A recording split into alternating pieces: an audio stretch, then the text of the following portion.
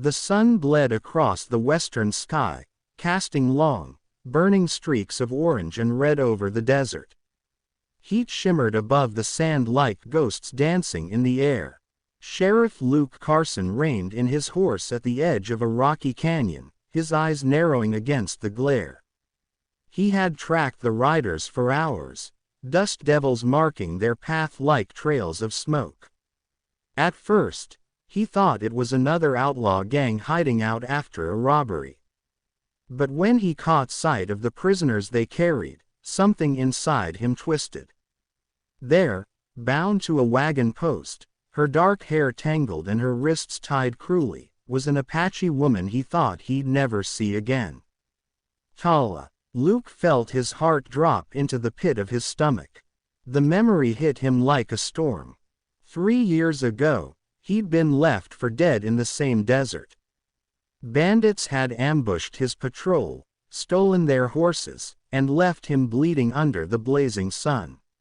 He remembered the vultures circling overhead, the unbearable thirst, and the darkness that swallowed him whole. But when he woke, he wasn't in the sand anymore. He was in a small canyon shelter, his wounds cleaned, his lips wet with water. An Apache woman had saved him. She hadn't said much. Her English was broken, but her eyes, sharp as flint, warm as the desert dawn, spoke enough. She hunted for him, shared her food, and stitched the wound in his side without a tremor in her hands. For days, she stayed with him until he could stand again. Then, before the sun rose on the 7th morning, she was gone. All she left behind was a small wooden talisman, carved with the shape of an eagle.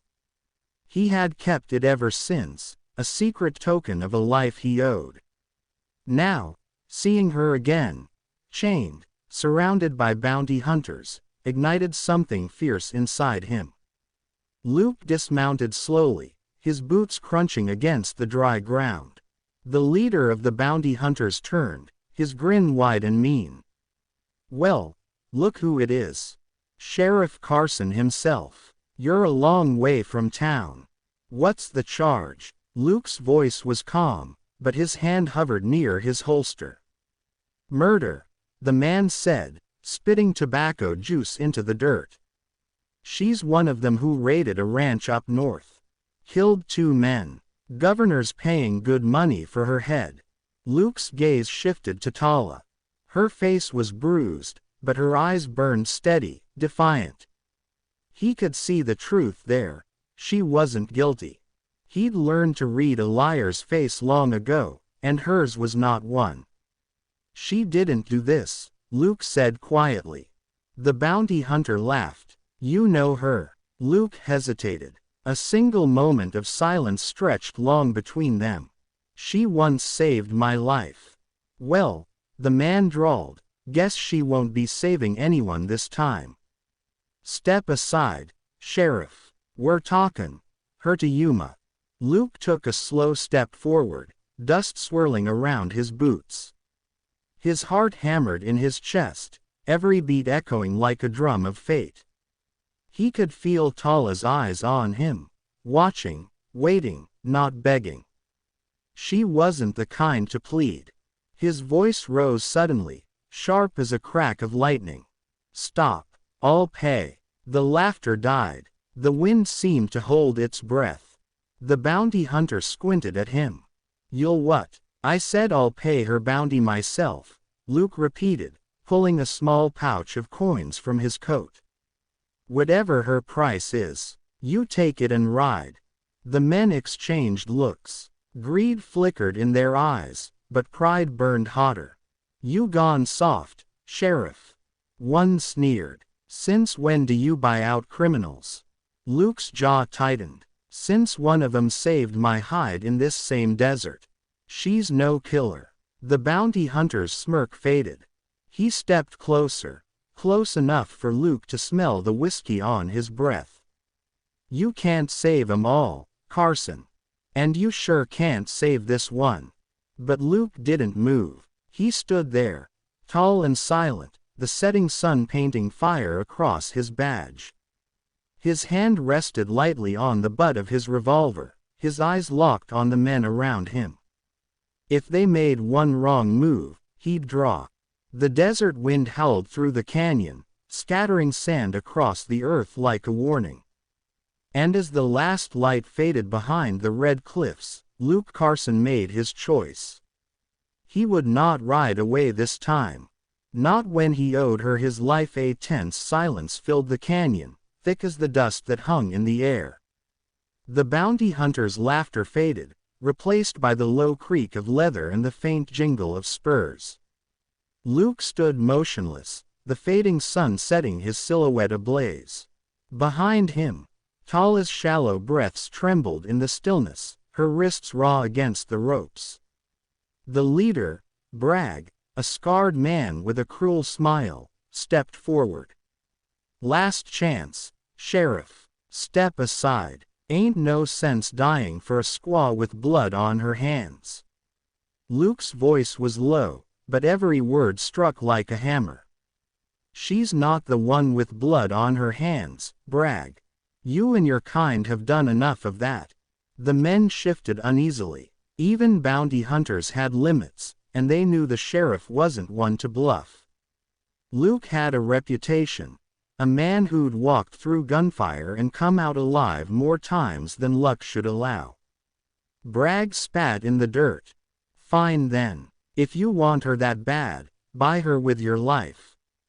The instant the words left his mouth, he went for his gun. Luke's revolver flashed in the dying light. 2 shots cracked like thunder, echoing through the canyon walls. One of Bragg's men dropped where he stood. The rest dove for cover, returning fire in a storm of bullets that sent dirt spraying into the air. Luke spun, firing again, every shot measured, precise. The echo of lead and the smell of gunpowder filled the desert air. A bullet tore through Luke's shoulder, spinning him halfway around. Pain surged through his chest, but he didn't stop. He gritted his teeth, braced his boots in the dust, and fired back. The blast dropped another bounty hunter before he could reload. Tala cried out, struggling against her bindings. Her eyes widened as Luke stumbled, blood seeping through his torn sleeve. But even as his knees buckled, he kept his body between her and the guns.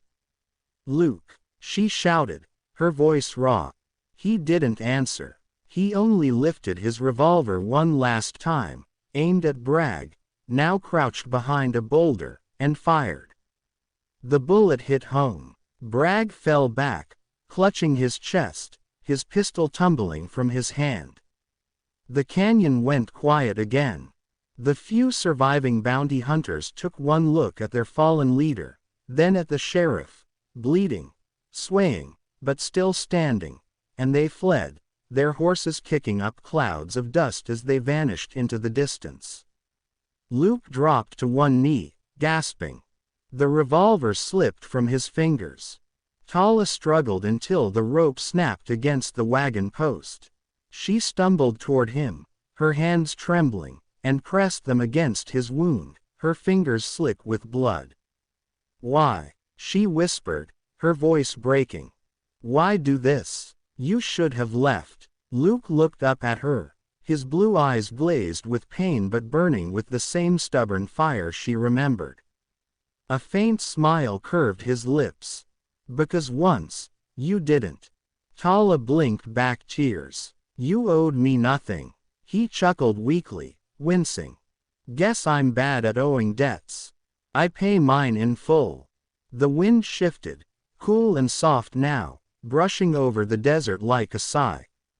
Far off, the sun dipped below the horizon, washing the canyon in crimson twilight. The heat faded, replaced by a deep, quiet calm, the kind that follows gunfire and loss. Tala tore a strip of cloth from her dress and pressed it tighter against his wound. "You'll live," she murmured, though her voice trembled.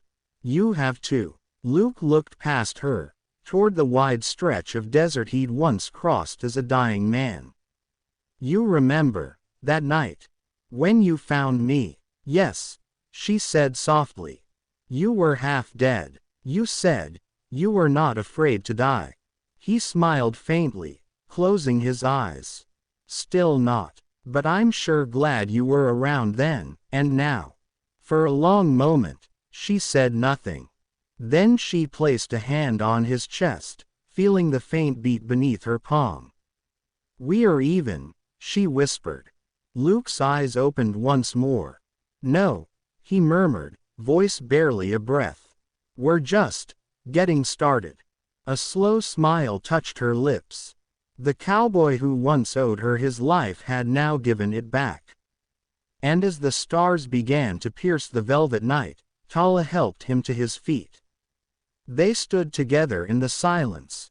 Two souls bound by fate, by blood, and by a promise that neither of them had ever spoken aloud, to protect what little good was left in the world, even when it cost everything.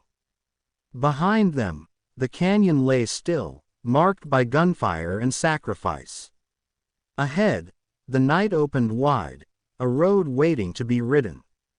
And as they walked toward the horizon, the last of the sunlight caught the small wooden talisman still hanging from Luke's neck, its carved eagle gleaming in the fading glow. The debt was paid, but their story had only just begun.